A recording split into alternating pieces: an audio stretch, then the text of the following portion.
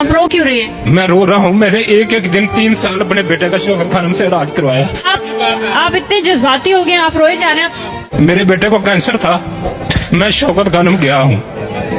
मैं आपको प्रूफ के साथ सारा कुछ दिखा सकता हूँ। मेरा 3 साल का बेटा था, मैं लेके गया हूँ, उधर इलाज होता है। खान की बख्शिश के लिए शौकत खानम ही काफी है। और अल्लाह मेरी जिंदगी में इन्हू ला दे। ये पाकिस्तान का दूसरा दस्तारीदी है। उसने ये 3 बच्चे उठाने का ठेका लिया था ना, इसने लुटी पुटी मकरूज कौम को सीधा करने का ठेका लिया। तो बंदे के लिए, इसकी बख्शिश के लिए सिर्फ एक शौकत खानम काफी है। खुदा गवाह है, मैं शौकत खानम गया हूँ और मैंने अपने बेटे का इलाज करवाया है। एक पासे 50 लाख वाला वो पैसे देकर इलाज करवा रहा था, और मैंने 100 दुनिया देखी है जो फ्री में इलाज करवा रही थी और इज्जत के साथ हो रहा था।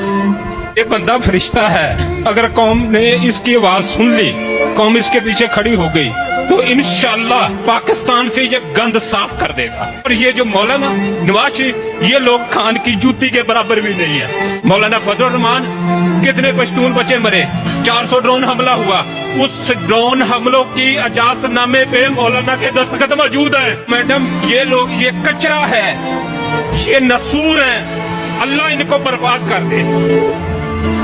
आपका बेटा किसके? बिल्कुल ठीक है, और एक पैसा नहीं लगा उधर, और इज्जत के साथ। और मैंने 3 साल में जितने भी लोग आते थे सबसे पूछा, जिसका मुफ्त होता था ना, वो सारे इसको जोलियां उठा के दवाएं देते हैं। इसकी बख्शिश के लिए यही एक अस्पताल ही काफी है।